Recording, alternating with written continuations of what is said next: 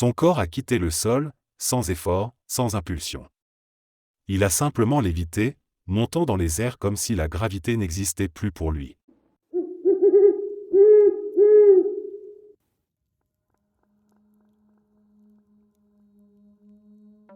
Dans la ville portuaire où ma mère a grandi, il y a un vieux phare abandonné, une silhouette solitaire qui se dresse face à l'océan. Il a été désaffecté il y a des décennies, condamné, privé d'électricité, laissé à la merci du vent et des embruns. Pourtant, certaines nuits, des lueurs inexplicables apparaissent derrière ses fenêtres. Une lumière blanche, franche, qui ne vacille pas comme une flamme ni ne ressemble au reflet de la lune sur l'eau. Juste une présence lumineuse, comme si quelqu'un était encore là-haut, veillant sur une mer que plus personne ne surveille. Les inspections se sont multipliées au fil des ans, toujours avec le même résultat, le bâtiment est hermétiquement fermé, pas de courant, pas d'intrusion, aucune explication logique. Pourtant, la rumeur a persisté, et avec elle, cette fascination qui attire les curieux. Une nuit d'été, quelques amis et moi avons décidé d'en avoir le cœur net. Le phare se trouvait à la sortie de la ville, sur une petite falaise battue par le vent. L'accès était censé être impossible, mais comme pour tout lieu abandonné, il y avait toujours un moyen de s'y faufiler. L'air était lourd, épais, chargé de sel. Alors que nous approchions du bâtiment, quelque chose dans l'atmosphère semblait changer. Pas un bruit, à part le ressac des vagues contre les rochers. Pas un cri d'oiseau, pas un souffle de vent dans les herbes sèches. La porte principale était cadenassée, comme prévu. Mais l'un de mes amis avait entendu parler d'une fenêtre latérale qui, avec un peu d'effort, pouvait être forcée. L'un après l'autre, nous nous sommes faufilés à l'intérieur. L'odeur était celle de l'humidité et du bois pourri. La poussière s'accumulait sur le sol, formant une couche presque intacte, comme si personne n'avait mis les pieds ici depuis des années. Pourtant, il y avait cette impression étrange, celle d'être observé. Nous avons progressé lentement jusqu'à la base de l'escalier en colimaçon qui menait au sommet. C'était là que les lumières étaient souvent aperçues. Avec précaution, j'ai posé le pied sur la première marche, puis une autre.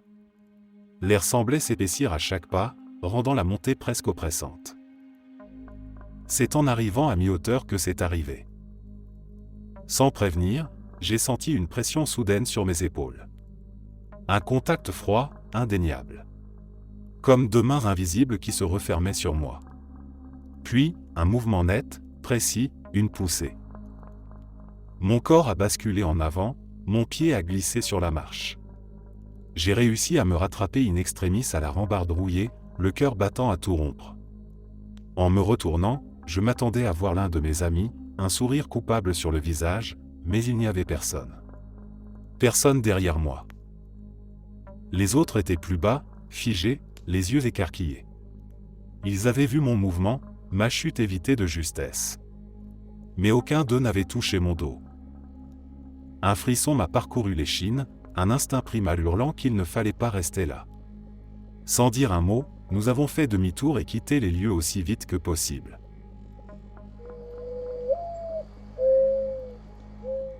Lors d'un camp scout il y a quelques années, la nuit était tombée et tout le monde s'était déjà retiré dans sa tente. En entrant dans la mienne, j'ai aperçu mon compagnon de couchage déjà allongé depuis un moment. À voix basse, je lui ai soufflé que j'étais de retour. À moitié endormi, il a marmonné quelque chose pour me faire taire. Amusé, j'ai haussé les épaules, me suis changé rapidement et me suis glissé dans mon sac de couchage. Allongé là, les yeux rivés sur l'obscurité du tissu, j'attendais que le sommeil me gagne. Quelques minutes à peine s'étaient écoulées quand, sans aucun signe avant-coureur, mon compagnon, qui était encore couché juste à côté de moi une seconde plus tôt, a surgi brusquement en déchirant l'ouverture de la tente. Figé, interdit, on s'est regardé, l'un et l'autre, totalement sidérés. Il haletait, incapable de comprendre ce qui venait de se produire. Il m'a expliqué qu'il s'était retrouvé dehors d'un seul coup, couché sur le sol, sans la moindre transition entre le moment où il était allongé dans son lit et celui où il s'était retrouvé à l'extérieur. J'étais certain qu'il n'avait pas simplement quitté la tente. Il était à moins d'1 mètre de moi et je l'aurais forcément entendu bouger, dézippant la tente ou même se redressant. Il aurait aussi été impossible qu'il roule accidentellement dehors sans que je ne le remarque. L'étrangeté de la situation nous a laissés perplexes. On a tenté d'élaborer des explications rationnelles, mais aucune ne tenait vraiment la route. Finalement, on en est arrivé à la conclusion que des extraterrestres avaient peut-être tenté de l'emmener avant de changer d'avis et de le renvoyer aussitôt sur Terre. Ce soir-là, il a gagné un surnom qui lui est resté, Roswell.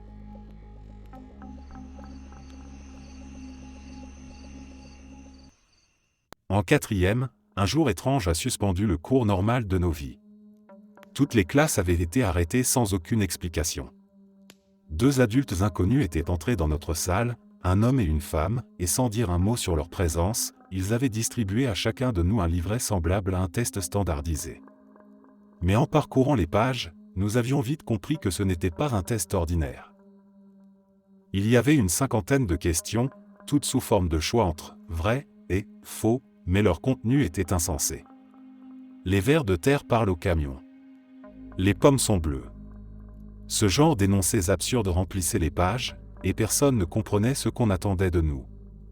Nous nous étions échangés des regards inquiets, mais nos enseignants étaient restés de marbre, silencieux, comme s'ils ignoraient eux-mêmes la nature de cet exercice. Nous avions répondu du mieux que nous pouvions, bien que l'atmosphère pesante donnait l'impression qu'il y avait quelque chose de plus profond derrière ces questions. Lorsque tout fut terminé, les 2 inconnus récupérèrent les livrets et partirent, sans un mot, sans explication. Après cela, il se passa quelque chose d'encore plus étrange. Personne ne reparla jamais du test. Les professeurs n'en firent jamais mention, et quand nous tentions d'en discuter entre nous, c'était comme si les souvenirs s'effaçaient, se diluaient dans une brume incompréhensible. Mais ce n'était pas la seule anomalie de cette journée. Un élève n'est jamais revenu en classe après cet événement. Son absence ne fut jamais officiellement signalée, et aucun professeur ne sembla remarquer qu'il manquait quelqu'un. Pourtant, nous savions. C'était un garçon solitaire, toujours vêtu de noir, qui traînait dans les coins sombres de la cour et chuchotait des choses bizarres sur les esprits et les démons. Il prétendait pouvoir invoquer des entités, bien que personne ne l'ait jamais pris au sérieux. Il ne parlait presque jamais à personne, se contentant d'observer, comme s'il vivait à la frontière d'un monde que nous ne pouvions pas percevoir. Le lendemain du test, sa chaise était vide. Au début, nous pensions qu'il était simplement absent, mais les jours passèrent et il ne revint jamais. Son cas aurait pu être signalé à la direction, ses parents auraient dû venir poser des questions, et pourtant, rien de tout cela n'arriva. C'était comme s'il n'avait jamais existé. Plus troublant encore, lorsque nous essayions de nous souvenir de son nom, il nous échappait. Seules quelques bribes subsistaient, son visage pâle, ses ongles toujours trop longs, les murmures qu'il laissait derrière lui en traversant les couloirs. Nous n'avons jamais eu ce test l'année suivante, et nous n'avons jamais revu les 2 adultes qui nous l'avaient fait passer. Il y a quelques années, pendant un été particulièrement étouffant, j'avais déplacé mon PC de ma chambre au salon du rez-de-chaussée. Mon propre espace était devenu invivable, une vraie fournaise, et l'air était au moins un peu plus respirable en bas. C'était une période où je veillais tard, et cette nuit-là, vers 1h du matin, j'étais plongé dans mon écran, complètement absorbé par ce que je faisais. Je n'avais pas réalisé à quel point la pièce autour de moi s'était assombrie. À force d'être focalisé sur la lumière du moniteur, j'avais oublié que toutes les lampes de la maison étaient éteintes et que tout le monde dormait depuis longtemps. Puis, dans ce silence pesant, j'ai entendu quelque chose. Un murmure. Juste derrière moi. Pas assez fort pour que je comprenne les mots, mais suffisamment audible pour que je sois sûr que ce n'était pas mon imagination. Au même moment, une vague de froid m'a traversé. Un froid anormal, un de ces frissons qui remontent lentement le long de l'échine, mais qui, cette fois, semblait venir de nulle part. Il faisait une chaleur accablante cette nuit-là, et pourtant, j'avais la chair de poule comme si j'étais sorti en plein hiver sans manteau. Mon corps s'est figé. Impossible de bouger, impossible même de tourner la tête. Mon instinct me hurlait de ne surtout pas regarder derrière moi. Je me suis forcé à garder les yeux rivés sur l'écran, comme si le simple fait de détourner le regard pouvait me confronter à quelque chose que je n'avais aucune envie de voir. Je ne sais pas combien de temps ça a duré, peut-être 1 minute, peut-être plus. Puis, Progressivement, la sensation s'est estompée. Le murmure s'est tu, la température a semblé remonter, et cette paralysie s'est dissipée juste assez pour que je puisse enfin bouger. J'ai claqué mon PC et j'ai foncé dans ma chambre sans me retourner, comme un gamin qui éteint la lumière et court sous ses draps avant que l'obscurité ne l'attrape. J'avais 24 ou 25 ans à l'époque.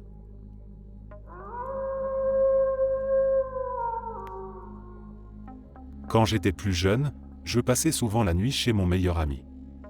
Il vivait dans une immense maison ancienne, magnifique mais avec cette atmosphère particulière que seuls les bâtiments très vieux semblent dégager.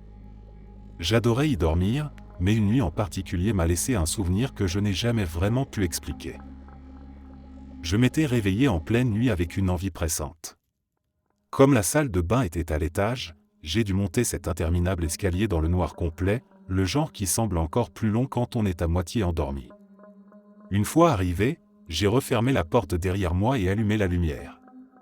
Rien d'anormal. Puis, en plein milieu, j'ai commencé à entendre des bruits. Juste de l'autre côté de la porte.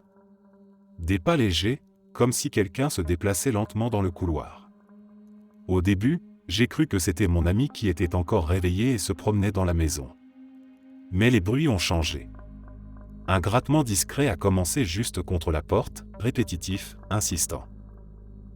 Je me suis dit qu'il essayait sûrement de me faire peur, une blague classique. Alors, sans hésiter, j'ai ouvert la porte pour le prendre sur le fait. Mais il n'y avait rien. Absolument rien. Et surtout, le silence était total. Comme si les bruits avaient cessé au moment même où j'avais abaissé la poignée. Pas un mouvement, pas une ombre. Juste le long couloir plongé dans l'obscurité. À cet instant, quelque chose en moi a refusé de retourner dans la chambre. Je ne saurais pas expliquer pourquoi, mais mon instinct me criait que je ne voulais pas descendre ces escaliers. J'ai refermé la porte et j'ai fini par passer le reste de la nuit dans la salle de bain, recroquevillé sur le tapis, incapable de me convaincre que ce n'était rien. Des années plus tard, j'en ai reparlé à mon ami, maintenant qu'on est adulte. En riant, je lui ai raconté cette nuit bizarre et il est devenu étrangement sérieux. C'est là qu'il m'a appris qu'un an plus tôt, ses parents avaient fait purifier leur maison à cause de phénomènes étranges qui arrivaient surtout à sa petite sœur. Je n'ai jamais cru aux fantômes ou à quoi que ce soit de surnaturel. Mais ce soir-là, quelque chose s'est produit, et encore aujourd'hui, je n'ai pas la moindre explication.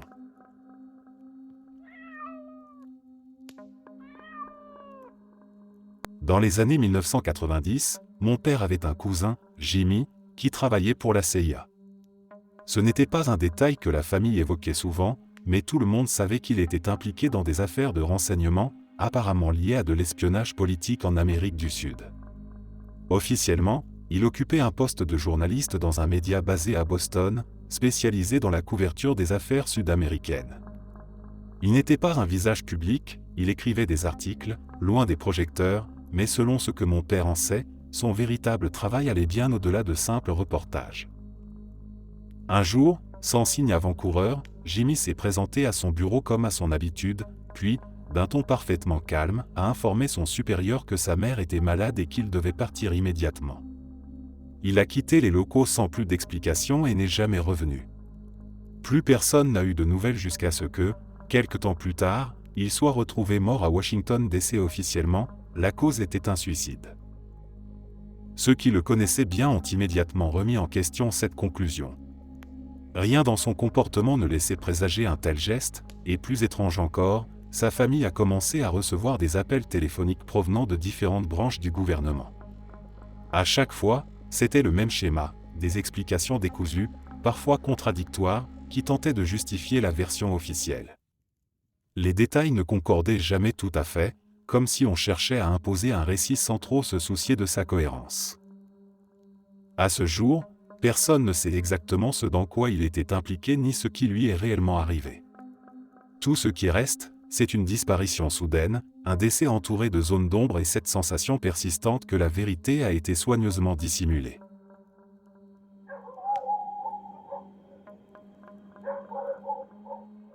Je n'ai jamais eu la chance de rencontrer mon oncle, mais son histoire a marqué ma famille et reste un mystère non résolu. À l'époque, il avait loué un petit yacht avec un groupe d'amis, dans l'idée de lancer une entreprise de croisière privée. Tout semblait bien se dérouler, jusqu'à cette nuit où ils ont envoyé un appel radio aux autorités. C'était très tôt le matin. Ils signalaient être à court de carburant au large des côtes et attendaient une livraison prévue au lever du jour. Rien d'alarmant, juste un imprévu qui devait être réglé en quelques heures. Mais lorsque l'équipe de ravitaillement est arrivée sur place, le bateau avait disparu. Aucune trace, aucun signal, aucune épave dérivant au large. Seulement un objet flottant retrouvé plus tard, une bouée de sauvetage marquée du nom du navire. Rien d'autre. Les spéculations ont commencé immédiatement. Certains pensent qu'ils ont été victimes de pirates, capturés et emmenés loin des côtes. Des rumeurs ont circulé, des témoignages sporadiques affirmant avoir vu des membres de l'équipage dans différents pays, mais jamais rien de concret. Jamais rien qui ait pu être vérifié. L'autre hypothèse, plus sombre encore, concerne le propriétaire du yacht lui-même. Son comportement après la disparition a été jugé étrange, évasif. Il évitait les questions, paraissait nerveux, comme s'il savait quelque chose qu'il ne pouvait ou ne voulait pas révéler. Les enquêteurs ont exploré toutes les possibilités, y compris celle d'un naufrage accidentel causé par un navire plus grand qui aurait percuté leur yacht en pleine nuit. Mais aucun rapport ne mentionne la présence d'un cargo dans la zone au moment des faits. Le bateau s'appelait le Patanla. Des années plus tard, la disparition reste entière, une énigme suspendue dans le temps. Une récompense est toujours offerte à quiconque pourrait apporter la moindre information permettant de comprendre ce qui est arrivé cette nuit-là.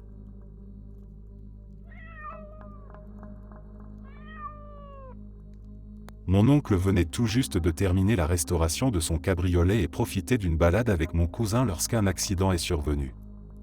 La voiture a violemment percuté quelque chose, projetant tout son contenu à travers les airs.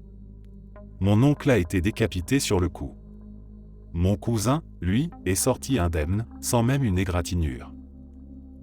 Quelques jours plus tard, après les funérailles, nous étions réunis dans le jardin de ma tante, tentant de trouver du réconfort les uns auprès des autres. L'ambiance était lourde, étouffée par la chaleur immobile de l'été. À un moment, ma tante a tendu son téléphone à ma mère, incapable de faire face à l'amas de messages vocaux qu'elle avait reçus depuis le drame. Parmi eux, le tout premier était de mon cousin, enregistré à peine une minute après l'accident. Elle n'avait jamais eu la force de l'écouter. Ma mère a pris le téléphone et composé le numéro de messagerie. Mais au lieu d'entendre le signal habituel, l'appareil s'est mis à sonner. Simultanément, les vignes enchevêtrées autour de la pergola ont commencé à trembler violemment, comme secouées par un vent inexistant. Sur l'écran du téléphone, un nom est apparu, celui de mon oncle. Son portable avait pourtant été réduit en miettes dans l'accident. Il était enfermé dans un sac de preuves à la police, en morceaux, inutilisables. Ma mère, les mains tremblantes, a tendu le téléphone à ma tante. Elle a décroché. Rien. Le silence. Puis la ligne s'est coupée et, aussitôt, les vignes ont cessé de bouger. Personne n'a rien dit. Mais on savait tous qu'on venait d'être témoin de quelque chose qui échappait à toute explication.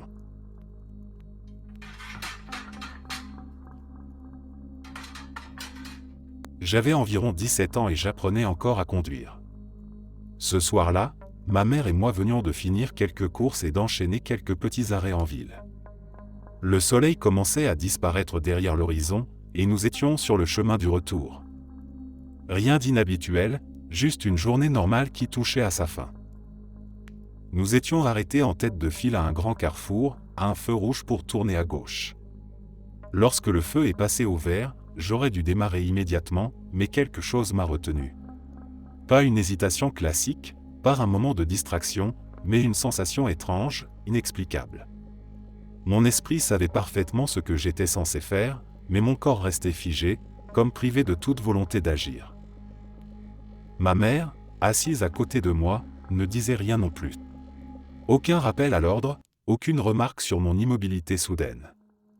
Elle fixait simplement le feu, silencieuse.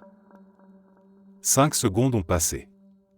Et soudain, un énorme Chevrolet suburban a déboulé dans l'intersection à une vitesse folle, grillant son feu rouge comme s'il n'existait pas. Il aurait dû rouler à 45 km/h, mais à la violence du souffle qui a fait trembler notre voiture, il devait être entre 65 et 75 km/h. S'il n'y avait pas eu cette étrange pause, ce flottement inexplicable qui nous avait maintenus immobiles, le choc aurait été inévitable.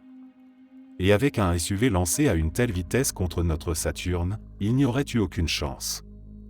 Ma mère, assise du côté de l'impact, aurait probablement été tuée sur le coup.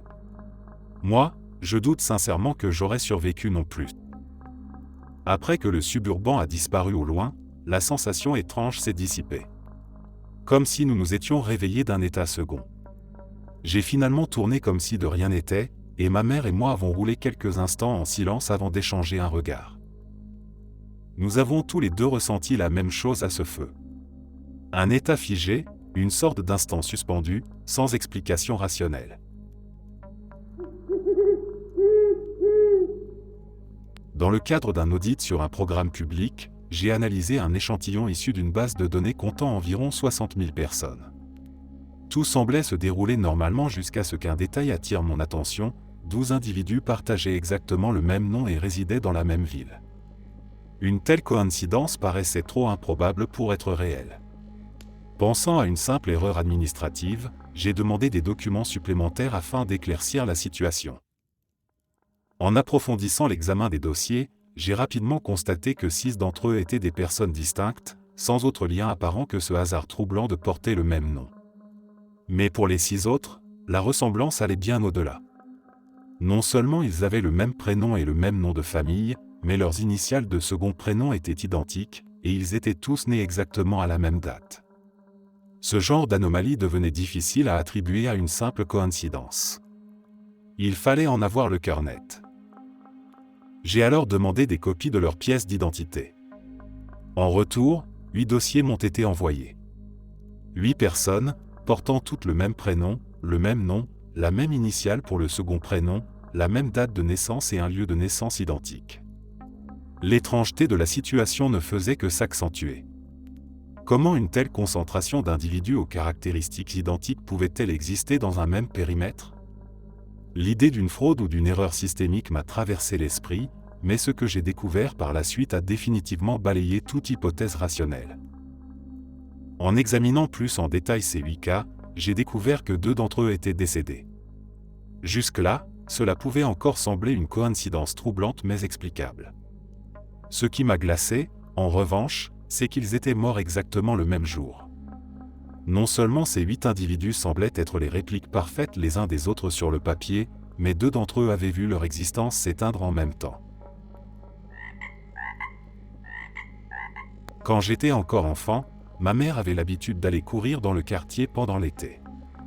C'était son rituel, une routine bien ancrée dont je ne me souciais pas vraiment, jusqu'à ce jour étrange qui, encore aujourd'hui, reste inexpliqué.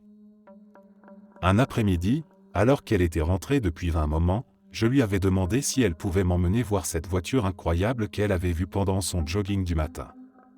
Je lui en avais fait une description détaillée, comme si elle me l'avait raconté elle-même, une Plymouth Prowler, un modèle rare et au design distinctif. Pourtant, au lieu de confirmer mon récit, elle m'avait regardé, perplexe. Elle n'avait jamais vu une telle voiture, encore moins m'en avait-elle parlé. Selon elle, j'avais dû entendre ça à la télé ou l'imaginer, mais en tout cas, ça ne venait pas d'elle. Le lendemain matin, elle était revenue de son footing dans un état d'excitation mêlé de stupeur. Quelques rues plus loin, garée au bord du trottoir, se trouvait exactement la voiture que j'avais décrite la veille. Même couleur, même modèle, chaque détail correspondait parfaitement à ce que j'avais raconté. Intrigués, nous étions allés la voir de plus près. Elle était bien réelle, aussi impressionnante que dans mon souvenir ou plutôt, dans mon anticipation. Cela fait plus de 13 ans maintenant, et ni elle ni moi n'avons jamais trouvé d'explication satisfaisante à ce qui s'est passé ce jour-là. J'ai vécu plusieurs choses bizarres au cours de ma vie. De l'âge de 2 ans jusqu'à mes 6 ans, j'ai été hanté presque chaque nuit par le même rêve. Un cochon anthropomorphe revenait encore et encore, m'opposant à lui dans des situations variées. Parfois, c'était un combat d'épée digne d'un duel épique, parfois une simple partie de jeu de société, mais à chaque fois, il y avait un affrontement, un défi, un enjeu. Ce n'était pas un cauchemar à proprement parler, mais ces rêves avaient une insistance presque oppressante. Puis, un soir, le rêve a pris une tournure radicalement différente. Cette fois, le cochon n'était pas venu avec un simple jeu ou une arme blanche, mais avec un pistolet mitrailleur Tommy Gun, comme ceux des vieux films de gangsters. Il s'était introduit dans la maison, et dans mon rêve, j'avais immédiatement réveillé mes parents, paniqués.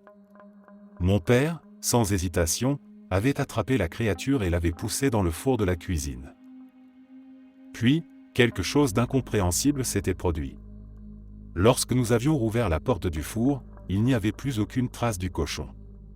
À la place, des bols de flocons d'avoine parfaitement préparés nous attendaient. Nous nous étions assis et avions mangé en silence, comme si tout cela était normal. Ensuite, nous étions retournés nous coucher.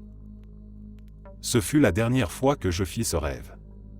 Après cette nuit, le cochon ne revint jamais. Une autre fois, j'étais dans ma chambre, assis sur le sol, absorbé par une construction en Lego. Il n'y avait personne d'autre avec moi, et la maison était calme. Ma sœur dormait dans la pièce d'en face, et ma mère était occupée à cuisiner. Puis, soudainement, un objet a fusé à toute vitesse depuis la chambre d'en face et a frôlé ma tête avant de s'écraser bruyamment sur le sol. Une grosse pile Duracell-C, l'un de ces cylindres massifs. Le choc de l'événement m'a glacé. Il n'y avait personne dans cette chambre. Ma sœur dormait profondément, et en la réveillant, j'ai vite compris qu'elle n'avait rien lancé. Ma mère, quant à elle, était toujours en train de cuisiner, loin de là. Alors, d'où venait cette pile? Et surtout qui l'avait envoyée? Puis il y a aussi ma sœur. Elle a longtemps été la victime d'un phénomène aussi absurde qu'inexpliqué. Régulièrement, elle retrouvait des amandes éparpillées dans son lit au réveil. Certaines fois, elles étaient glissées dans ses draps, d'autres fois, elles se retrouvaient coincées dans les recoins de son matelas. Au début, on a pensé que c'était une simple coïncidence, mais cela a continué. Nous avons changé tous les draps, fouillé chaque recoin de la chambre et même caché toutes les amandes de la maison pour être sûr qu'il n'y en ait plus à proximité. Mais rien n'y faisait. Elle revenait encore et encore, apparaissant même à des endroits improbables, comme dans ses chaussures rangées dans son placard. Elle ne dormait pas en somnambule, et personne ne plaisantait avec elle sur ce sujet. Il y a aussi la maison de mes grands-parents, en pleine campagne de Virginie, était un endroit calme, bordé par une baie où le bruit des vagues et du vent dominait généralement l'ambiance nocturne. Un soir, alors que je regardais Star Wars dans ma chambre, mes parents étaient venus me voir pour me demander de baisser le son. Le problème, c'est que le volume était déjà très bas. Ma mère, pourtant, insistait qu'elle entendait distinctement des effets sonores résonner dans la maison. Nous avons mis ça sur le compte de l'acoustique et sommes retournés à nos occupations. Mais quelques minutes plus tard, ils sont revenus, cette fois visiblement perturbés. Ils m'ont demandé de couper totalement le son. Et c'est là que nous avons entendu ce bruit. Un son impossible à décrire précisément, comme une chose énorme passant au-dessus de la maison. Un crissement métallique, un grincement anormal, répétitif, comme si quelque chose raclait l'air lui-même. Cela a duré plusieurs minutes, résonnant autour de nous, sans qu'on ne puisse en identifier l'origine. Il n'y avait ni hélicoptère, ni avion, ni vent fort. Seulement ce son étrange qui semblait ne pas avoir de source visible, flottant quelque part au-dessus de nous. Puis, aussi soudainement qu'il était apparu, il a disparu. Un autre soir, cette fois au crépuscule, mon père et moi étions sur le quai, en train de pêcher. L'air était calme, la surface de l'eau reflétait les dernières lueurs du soleil. Puis, un bruit nous a traversés, juste au-dessus de nous. Un sifflement rapide, sec, comme une série de petites fusées traversant l'air.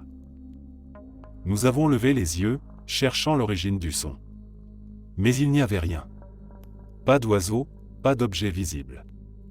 Juste ce bruit qui fusait au-dessus de nos têtes, à environ une 50aine de mètres de hauteur. Nous nous sommes regardés, essayant de trouver une explication logique. Mais il n'y avait rien à voir. Juste ce bruit, répété encore et encore, comme des flèches invisibles décochées dans la nuit. Nous avons fini par ranger notre matériel et quitter le quai. Il n'y avait rien d'autre à faire. Mais encore aujourd'hui, je me demande ce que nous avons réellement entendu.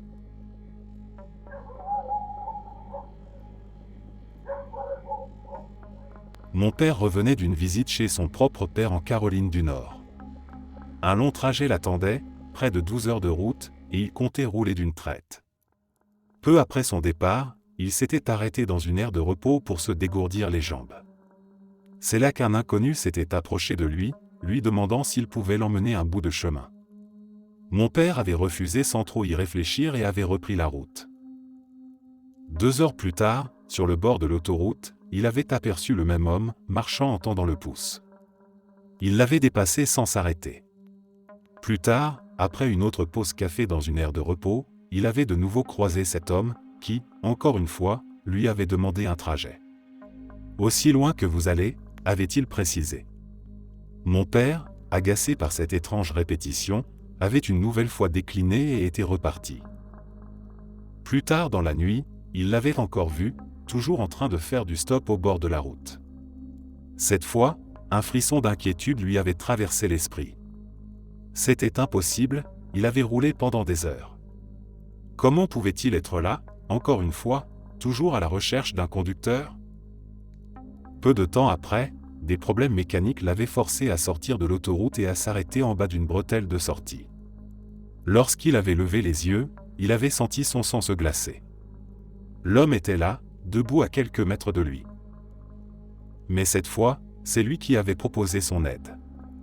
Après quelques minutes à bricoler le moteur, ils avaient réussi à redémarrer la voiture. Mon père, troublé mais reconnaissant, avait alors fait ce qu'il s'était refusé à faire toute la journée. Il lui avait offert un siège à bord. Le trajet s'était poursuivi dans un silence absolu. L'homme ne parlait pas. Il regardait la route, imperturbable, comme s'il était en attente de quelque chose. Fatigué par la longue journée, mon père s'était senti de plus en plus lourd, luttant contre le sommeil, les paupières de plus en plus difficiles à maintenir ouvertes. Il s'est réveillé à l'hôpital. Le médecin lui a expliqué qu'il avait perdu connaissance au volant, mais qu'il avait eu une chance incroyable. Selon plusieurs témoins, son passager avait réagi immédiatement, prenant le contrôle du véhicule pour le garer en sécurité sur le bas-côté. Mais lorsque les secours étaient arrivés, l'homme avait disparu. Pas une trace de lui. Personne ne l'avait vu partir. Il n'était tout simplement plus là. Jusqu'à aujourd'hui, mon père ne sait toujours pas qui était cet homme. Ni comment il avait pu le croiser autant de fois sur la route. Ni où il est allé une fois qu'il avait accompli ce qu'il semblait être venu faire.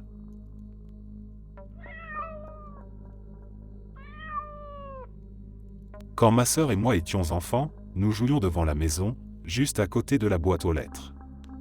De l'intérieur, nos parents nous observaient par la fenêtre, profitant d'un moment de calme. Tout semblait ordinaire jusqu'à ce que ma mère tourne brusquement la tête vers mon père et lui demande d'aller nous faire rentrer.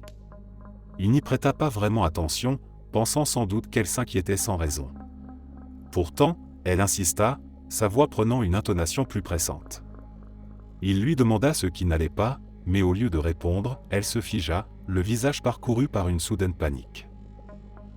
Malgré la fatigue et l'inconfort liés à sa grossesse avancée, elle était sur le point d'accoucher de notre plus jeune sœur, elle s'élança vers la porte, visiblement incapable d'ignorer cette urgence qui s'était emparée d'elle. Mon père, surpris par son comportement, l'arrêta avant qu'elle n'aille plus loin et sortit lui-même nous appeler. Sans poser de questions, nous avons obéi et sommes rentrés dans la maison. Moins d'une minute après, un grondement a retenti dans la rue. Un véhicule lancé à pleine vitesse a surgi de nulle part et percuté la boîte aux lettres avec une violence inouïe, la réduisant en miettes. Il n'y aurait eu aucune chance d'y survivre si nous étions restés là, exactement à l'endroit où nous jouions quelques instants plus tôt. Ce jour-là, quelque chose d'indescriptible s'est produit. Ni ma mère ni mon père n'aiment en parler, comme si mettre des mots sur cet instant précis risquait de lui donner une dimension encore plus troublante. Mais à chaque fois que l'un de nous y repense, une certitude demeure, sans cette intuition inexpliquée, nous ne serions probablement plus là pour en témoigner.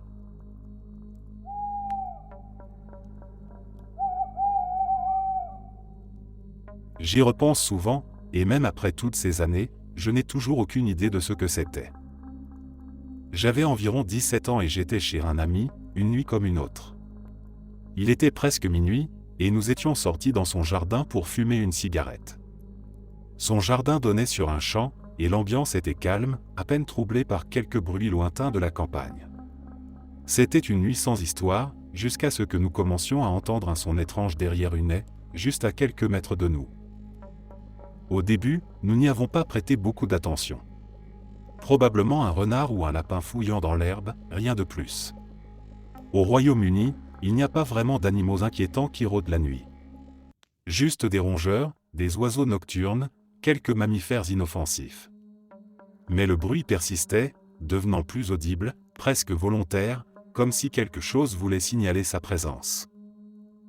Curieux mais pas encore inquiets, nous avons avancé d'environ 5 mètres sur la gauche, nous penchant légèrement pour voir derrière la haie. Et c'est là que nous l'avons vu. À une dizaine de mètres devant nous, une silhouette blanche, d'une taille atteignant à peine nos genoux, se tenait parfaitement immobile. Sur 2 jambes. Son corps était difficile à distinguer dans l'obscurité, mais il était clairement debout, avec 2 petits yeux noirs qui nous fixaient. Nous sommes restés là un moment, figés, à essayer de comprendre ce que nous avions sous les yeux. Ce n'était pas un renard, ni un lièvre, ni quoi que ce soit de familier. Il n'a pas bougé, et nous non plus. Pendant peut-être 30 secondes, un silence lourd s'est installé, comme si aucun de nous n'osait réagir. Puis, très lentement, la chose s'est retournée. Quand je dis lentement, je veux dire d'une manière presque anormale, comme si chaque mouvement était délibéré, mesuré, calculé. Il lui a fallu une dizaine de secondes pour se tourner complètement, puis, toujours sur 2 jambes, il s'est mis à marcher, d'un pas lent, presque mécanique, disparaissant progressivement dans les buissons. Pas de saut, pas de fuite précipitée. Juste une marche silencieuse et contrôlée. C'est à ce moment-là que nous avons entendu le grognement. Un son profond, rauque, résonnant depuis l'obscurité des buissons. Un grognement bien trop grave pour appartenir à un simple renard ou à un chien errant. Une vibration qui nous a traversé le corps, réveillant une peur primitive, viscérale. Sans réfléchir, nous avons tourné les talons et couru droit vers la maison, claquant la porte derrière nous avant de la verrouiller. À l'intérieur, nous avons essayé d'expliquer aux autres ce que nous venions de voir, mais personne ne nous a pris au sérieux. Pour eux, c'était probablement un simple lapin sur ses pattes arrière, rien d'anormal. Mais ce n'était pas un lapin. Un lapin n'aurait pas agi ainsi. Un lapin aurait fui dès qu'il nous aurait aperçus. Un lapin n'aurait pas marché lentement sur 2 jambes. Je ne sais toujours pas ce que c'était, mais chaque fois que je retourne chez mon ami et que je jette un regard vers cette haie, un frisson me traverse. Parce que peu importe ce que c'était, cette nuit-là, ça nous observait.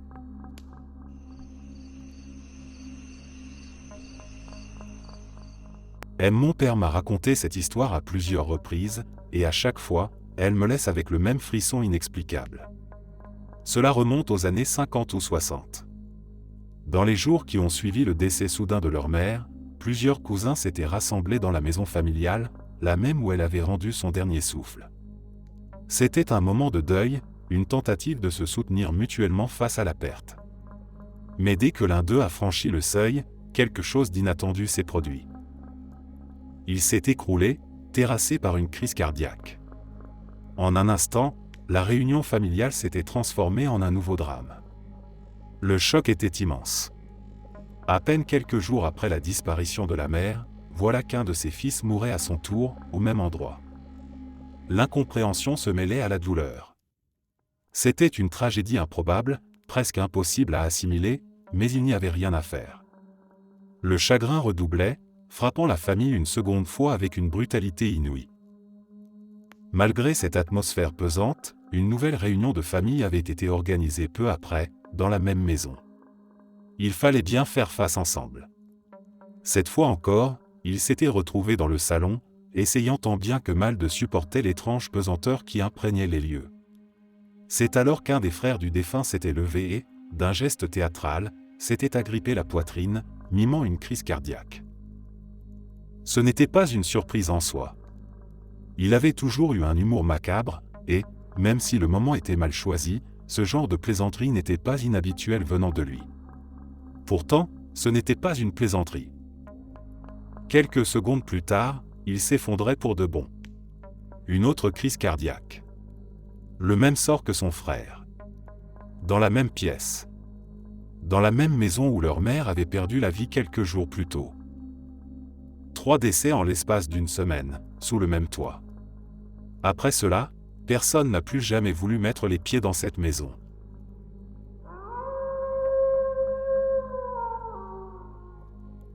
C'est une histoire qui m'est arrivée, ainsi qu'à 4 autres membres de ma famille. Nous étions sur une plage à Navarre, en Floride, tard dans la nuit, probablement autour d'1h du matin, quand nous avons décidé qu'il était temps de rentrer.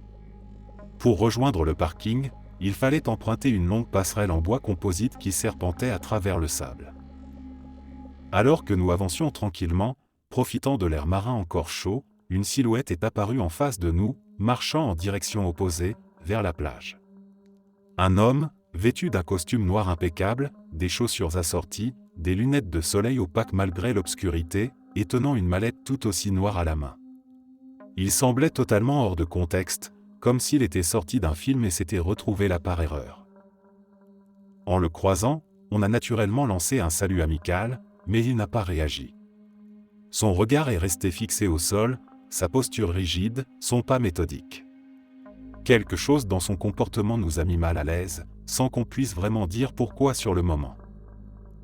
Une fois arrivés aux douches pour nous rincer du sable et du sel, on a commencé à réaliser à quel point la scène était étrange.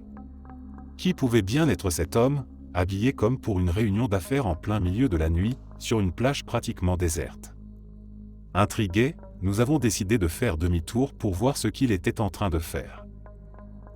Mais en retournant sur la plage, il n'y avait plus personne. Aucune trace, aucune silhouette au loin, comme s'il s'était tout simplement évaporé. L'endroit était trop dégagé pour qu'il ait pu disparaître aussi rapidement sans qu'on ne l'aperçoive quelque part.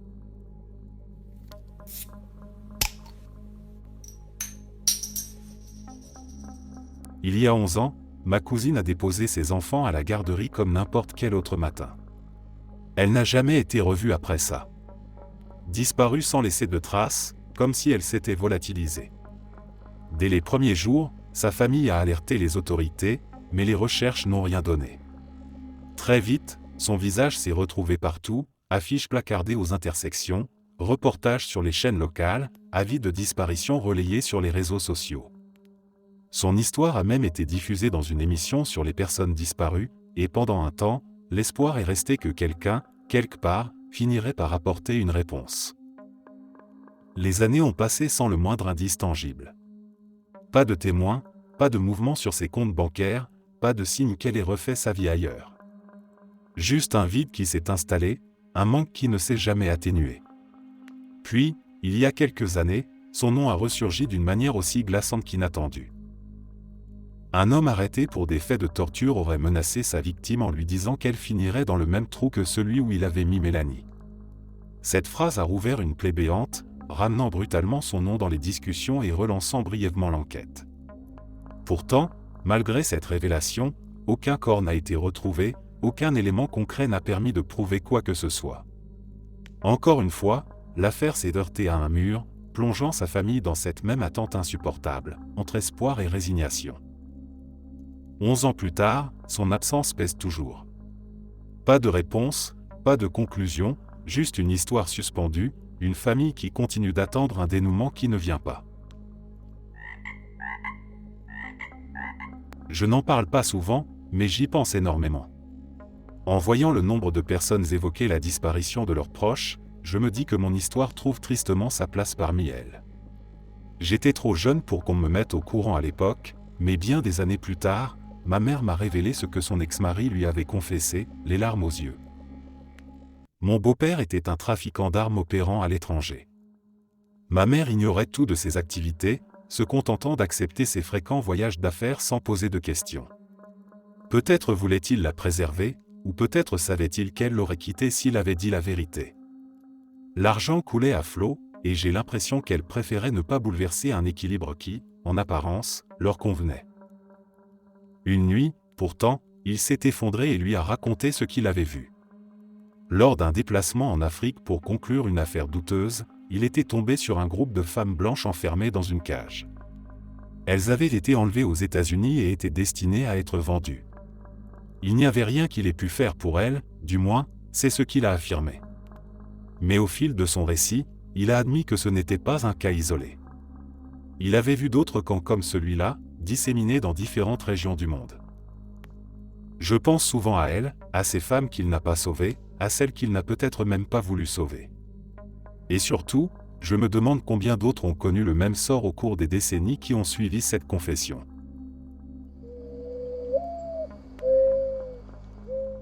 J'avais 8 ans à l'époque, et même si mon souvenir de cette nuit est limpide, je ne sais pas à quel point il est fiable. Pourtant, chaque détail est gravé en moi. J'étais l'aîné de 5 enfants, élevé dans un foyer marqué par la négligence et la dépendance de nos parents.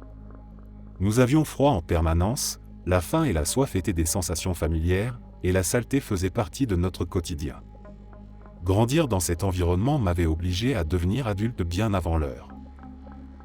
Ce soir-là, je me suis enfermé dans la salle de bain, un endroit tout aussi misérable que le reste de la maison, et j'ai craqué. Pendant des heures, j'ai pleuré sans retenue, suppliant Dieu à haute voix de nous sortir de là, de nous envoyer vivre chez nos grands-parents.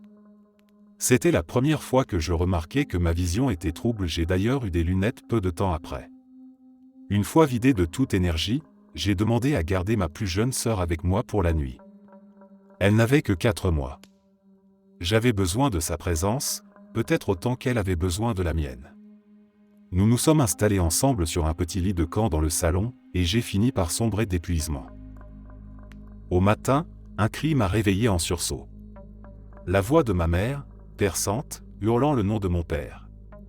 En me redressant, j'ai aperçu ma sœur allongée sur elle, sur le canapé d'en face. Son corps était bleu. Elle était morte dans la nuit. Ce jour-là, notre vie a basculé. Nous avons été envoyés chez nos grands-parents et, peu de temps après, ils nous ont adoptés. Je ne suis plus religieux aujourd'hui, et pourtant je ne peux pas m'empêcher de repenser à cette nuit. J'avais prié de toutes mes forces pour qu'on parte, et nous sommes partis. Officiellement, ma sœur est morte du syndrome de la mort subite du nourrisson, une explication qui, à l'époque, ne faisait que souligner l'absence de réponse. Des années plus tard, on a découvert qu'elle avait en réalité une tumeur au cerveau. Je ne sais pas quoi en penser. Tout ce que je sais, c'est que je me souviens de tout.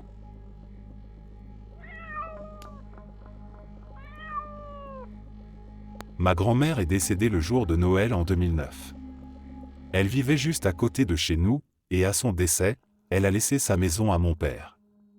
Après les funérailles, nous avons vidé chaque pièce, trié ses affaires et débranché tout ce qui pouvait l'être. Le téléphone fixe, la télévision par câble, l'électricité, tout a été annulé ou coupé. Pendant des mois, la maison est restée vide, figée dans une sorte de silence absolu. Puis, le jour de mon anniversaire l'année suivante, quelque chose d'inexplicable s'est produit. Le téléphone de notre maison s'est mis à sonner. Rien d'étrange en soi, sauf que sur l'écran de l'identifiant de l'appelant s'affichait un nom que nous n'aurions jamais dû revoir, celui de ma grand-mère. Son numéro, exactement le même que celui qu'elle avait avant sa mort. L'espace d'un instant, nous sommes restés figés. Personne ne bougeait. Personne n'osait décrocher. L'appareil continuait de sonner, imperturbable, comme si tout était parfaitement normal, alors que rien ne l'était. Mon père a fini par contacter le fournisseur de téléphonie pour essayer de comprendre ce qui se passait. Leur réponse n'a fait qu'ajouter au mystère. D'après eux, sa ligne était coupée depuis des mois, son compte avait été fermé, et sans abonnement actif, il était tout simplement impossible que cet appel ait pu être passé. Nous avons laissé passer le temps, sans jamais vraiment parvenir à expliquer ce qui s'était produit ce jour-là. Peut-être une erreur technique, peut-être un simple bug informatique, mais peut-être aussi quelque chose d'autre.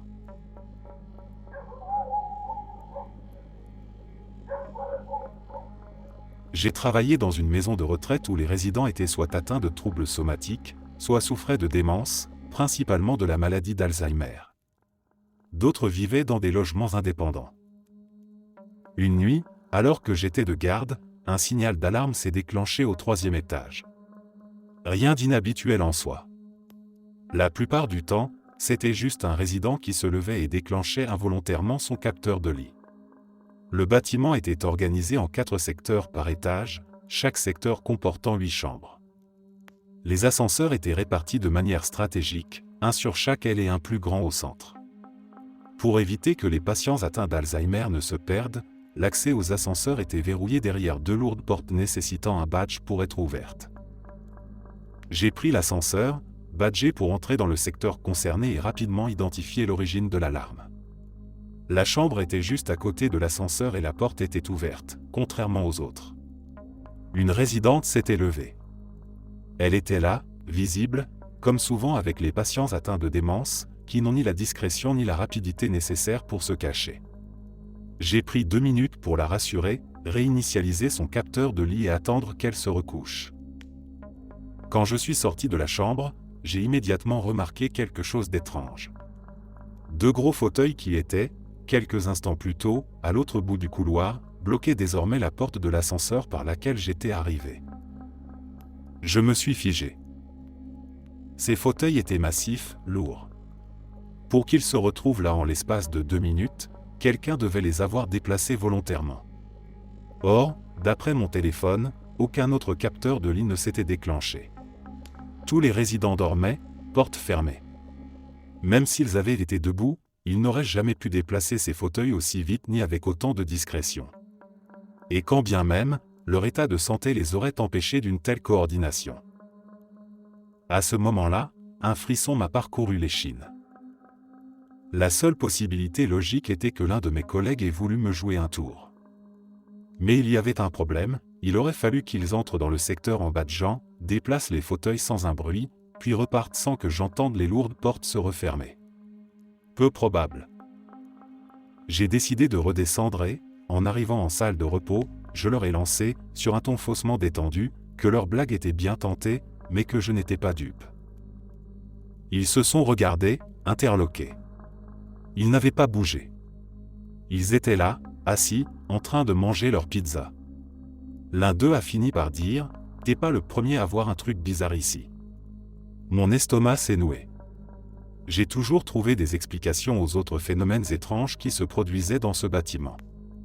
Mais cette nuit-là, je n'ai jamais pu comprendre ce qui s'était réellement passé.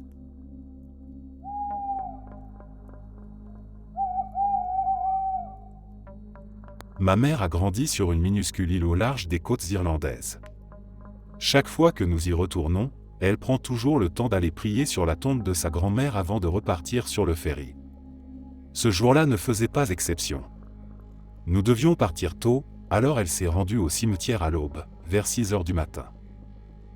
Le sentier qui y menait serpentait à travers les hautes herbes, isolé entre les champs. À 7 heures, l'endroit était complètement désert, baigné par la lumière froide du matin. Agenouillée devant la tombe, elle commença à réciter ses prières comme elle l'avait fait tant de fois auparavant. Puis, elle l'a entendu. Un gémissement, au loin. Au début, léger, presque imperceptible, mais chargé d'une douleur qui lui a immédiatement noué le ventre. Ce n'était pas un simple bruit perdu dans le vent, ni un animal.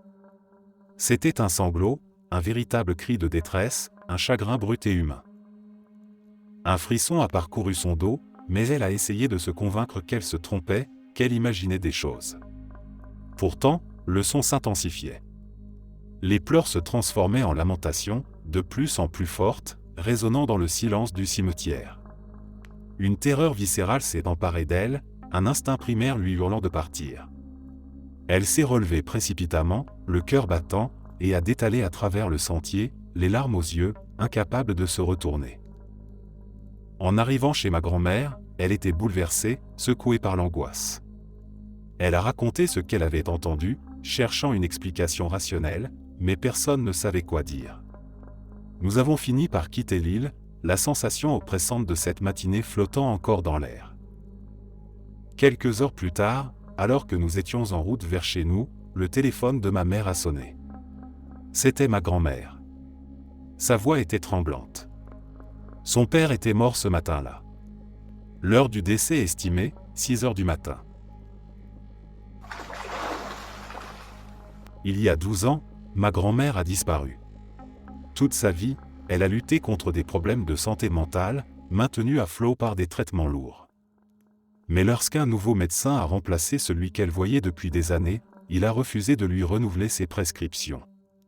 Elle a tenté d'entrer en cure de désintoxication, mais ce n'était pas le genre de dépendance qu'il savait traiter. Ce soir-là, mon grand-père est allé dans la chambre pour se préparer à dormir. Lorsqu'il est revenu, elle n'était plus là. Elle tenait un journal et, ce jour-là, la dernière chose qu'elle y avait écrite ressemblait à une lettre d'adieu. Elle n'a été absente que 30 minutes, tout au plus. Ils ont retrouvé ses lunettes, ses pantoufles et ses appareils auditifs soigneusement posés sur la rambarde d'un pont à environ 1 kilomètre de la maison. Juste en dessous coulait un petit ruisseau, peu profond. Rien n'indiquait qu'un corps ait heurté le fond. Même en tombant, elle n'aurait sans doute fait que se blesser. On n'a jamais retrouvé son corps. Les recherches ont duré des semaines. Ils ont fouillé la rivière, les lacs, les champs alentours. Rien. Pas une trace. Le plus troublant, c'est ce qui s'est passé après. Mes parents ont quitté le pays presque immédiatement. Mon grand-père s'est remarié en un temps record et est mort quelques mois plus tard sans jamais avoir parlé de cette nuit. Les enquêteurs n'ont rien découvert. À court de pistes, quelqu'un a fini par engager un médium. Ce dernier a décrit 2 hommes âgés qui auraient aidé ma grand-mère à passer de l'autre côté, affirmant qu'elle avait été mise au repos paisiblement. Je ne sais pas quoi en penser. A-t-elle été aidée dans un suicide assisté par des proches qui ne pouvaient plus supporter de la voir souffrir ? Ou aurait-elle, malgré sa maladie et son corps affaibli, réussi à franchir seule une rambarde haute d'1 mètre et à disparaître dans la nuit, laissant derrière elle des questions sans réponse ? Elle se déplaçait lentement, presque péniblement. L'imaginer accomplir une telle chose en si peu de temps défie toute logique. Mes parents jurent qu'ils n'ont rien à voir avec sa disparition. Mais leur départ précipité et le silence qui a suivi ne font que rendre cette histoire plus dérangeante. Mon grand-père non plus n'a jamais rien avoué. Ils étaient profondément religieux. Un suicide aurait été impensable, même dans son état. Pourtant, elle n'est jamais revenue.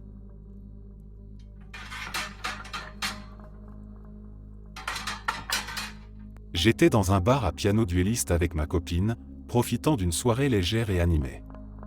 Tout allait bien jusqu'à ce que je remarque que 2 femmes, une jeune à peu près de mon âge et une plus âgée, n'arrêtaient pas de me regarder.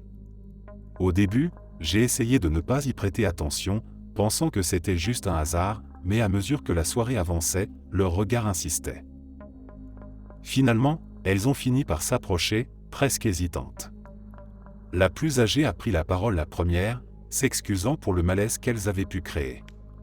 Puis, doucement, elle a expliqué la raison de leur comportement. Ce soir-là, elles étaient venues ici pour honorer l'anniversaire de son mari décédé. Elles ne s'attendaient à rien de particulier, juste une soirée pour se rappeler de lui et célébrer son souvenir. Mais en me voyant, tout avait basculé. D'après elle, je ressemblais trait pour trait à son mari lorsqu'il était jeune, au moment où ils s'étaient rencontrés des décennies plus tôt. Même silhouette, même trait du visage, une ressemblance si frappante qu'elles en étaient restées bouleversées. Intriguées, elles m'ont demandé mon prénom et mon âge. Quand je leur ai répondu, elles ont été submergées par l'émotion. C'était exactement le même prénom. Exactement le même âge que lorsqu'il avait croisé la route de celle qui allait devenir sa femme. Elles se sont mises à pleurer, complètement chamboulées par cette coïncidence inexplicable.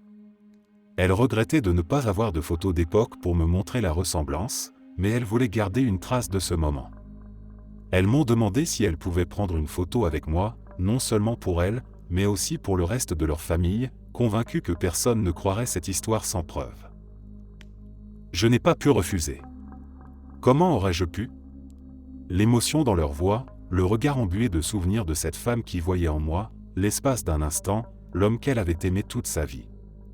C'était à la fois étrange et bouleversant. Elle m'a demandé si elle pouvait me serrer dans ses bras, comme si elle avait l'occasion, juste une dernière fois, de retrouver son mari dans un fragment du passé. Sa fille, elle aussi, semblait sous le choc, comme si elle venait de voir son père tel qu'il avait été à son apogée. Ce moment a laissé une empreinte en moi. Je ne peux pas m'empêcher d'y repenser, de me demander ce que tout cela signifie, s'il y a une raison derrière ces rencontres inexplicables ou si la vie se contente parfois de tisser ces étranges connexions entre les âmes. Quoi qu'il en soit, cette soirée ne ressemblera jamais aux autres. Je n'ai jamais cru aux fantômes, mais mon père m'a raconté certaines de ses propres expériences, et je n'ai aucune raison de penser qu'il aurait pu m'inventer ça. Parmi toutes les histoires qu'il m'a partagées, il y en a une qui m'a particulièrement marqué, celle qu'il a, selon lui, glacée comme aucune autre. Il avait environ 16 ans à l'époque et passait la nuit chez son meilleur ami, comme il l'avait déjà fait des dizaines de fois auparavant. Rien d'inhabituel, une soirée normale. Tout le monde était déjà couché, et lui était resté seul dans le salon à regarder la télévision. Puis, sans prévenir, l'écran s'est éteint d'un coup. Au même instant, il a entendu le bruit caractéristique du parquet qui craque dans le couloir, celui qu'on entend toujours quand quelqu'un s'avance. Il a tourné la tête, s'attendant à voir son ami ou l'un de ses parents sortir d'une des chambres. Mais il n'y avait personne. Juste ce silence un peu plus dense qu'à l'accoutumée. Puis, sous ses yeux, l'assise du canapé à côté de lui s'est enfoncée, comme si quelqu'un venait de s'y asseoir. Un poids invisible, une présence qu'il ne pouvait ni voir ni comprendre. Avant même qu'il ne puisse réagir, la télévision s'est rallumée d'elle-même. Mais ce n'était plus son programme. L'écran diffusait d'anciennes animations en noir et blanc, des dessins animés d'une autre époque, avec des sous-titres qui défilaient. Il était figé. Impossible de bouger, de parler, de détourner le regard. Puis, aussi soudainement que cela avait commencé, tout est redevenu normal. La télévision s'est éteinte à nouveau, la pression sur le canapé a disparu, et il a entendu les pas s'éloigner dans le couloir. Comme si quelqu'un qui n'aurait jamais dû être là venait de quitter la pièce. Enfin, l'écran s'est rallumé, reprenant exactement là où il s'était arrêté avant que tout bascule. J'ai jamais pensé que ça m'arriverait. Être à la rue, dormir dehors, chercher chaque jour un endroit où me poser sans risquer de me faire virer ou agresser. Pourtant, c'est exactement ce qui s'est passé. Tout a commencé avec mon coloc, Marc. On partageait un appart depuis quelques mois. Ce n'était pas l'idéal, mais ça fonctionnait. Jusqu'au jour où sa copine a décidé d'emménager. Elle ne m'aimait pas, et visiblement, elle ne voulait pas de moi dans l'équation. Du jour au lendemain, il m'a mis dehors. J'ai protesté, tenté de lui faire comprendre que je n'avais nulle part où aller, que je ne pouvais pas juste disparaître comme ça. Mais il n'en avait rien à faire. Et quand j'ai refusé de partir, il a menacé de me jeter moi-même dehors si je ne prenais pas mes affaires. Je n'avais pas le choix. J'ai quitté l'appartement avec un sac à dos et quelques fringues, sans argent, sans plan, sans personne vers qui me tourner. Je n'avais plus de contact avec mes parents depuis des mois, et demander de l'aide à qui que ce soit me semblait impossible. Les premières nuits ont été un cauchemar. Je n'avais aucune idée d'où dormir. Je traînais dans les rues jusqu'à ce que la fatigue m'écrase, puis je cherchais un endroit discret, une ruelle sombre, un coin reculé derrière un bâtiment, un banc éloigné. Mais ce n'était jamais vraiment sûr. Il y avait toujours du bruit, des gens qui passaient, parfois des types qui cherchaient à voler ce que j'avais sur moi. Je dormais peu. Je restais éveillé le plus longtemps possible, l'adrénaline me maintenant en alerte. Le matin, je filais à la fac, non pas pour les cours, mais pour le café gratuit. J'avais trouvé un bâtiment où ils en servaient aux étudiants. Ça ne remplaçait pas un vrai repas, mais c'était chaud et ça me donnait l'illusion, même brièvement, d'avoir encore un peu de normalité. Certains jours, je trouvais des endroits où dormir relativement tranquillement. D'autres fois, je n'avais pas cette chance. Je m'installais, espérant pouvoir me reposer quelques heures, mais un bruit suspect, une voix agressive ou un mouvement étrange me forçait à repartir. Un soir, j'ai trouvé une rue un peu plus calme que les autres. Pas trop déserte, mais assez reculée pour que personne ne me dérange. Il y avait un bâtiment avec une façade sombre, et un renfoncement près de l'entrée qui semblait idéal. Je me suis installé contre le mur, serrant mon sac contre moi, prêt à enfin passer une nuit correcte. Puis, tout a basculé. Un bruit de pas a retenti. Rapide, pressé. Je me suis redressé légèrement, essayant de voir d'où ça venait.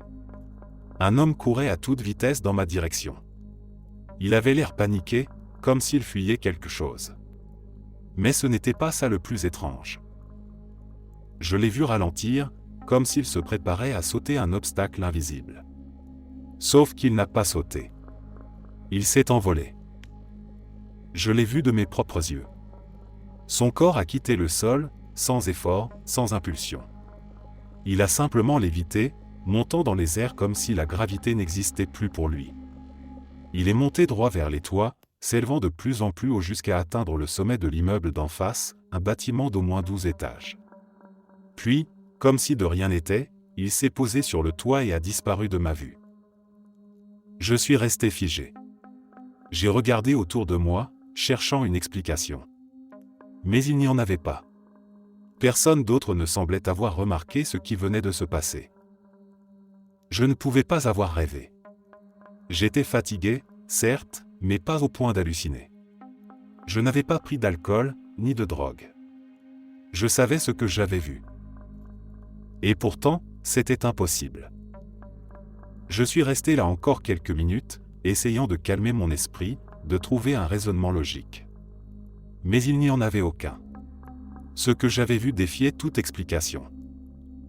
Finalement, j'ai serré mon sac contre moi et j'ai fermé les yeux, essayant d'oublier. Mais cette nuit-là, plus que toutes les autres, j'ai compris une chose, il y a des choses dans ce monde qu'on ne comprend pas. Merci d'être resté jusqu'à la fin. N'oubliez pas d'aimer la vidéo, de vous abonner et de partager vos propres histoires en commentaire. On se retrouve demain à la même heure devant ce feu.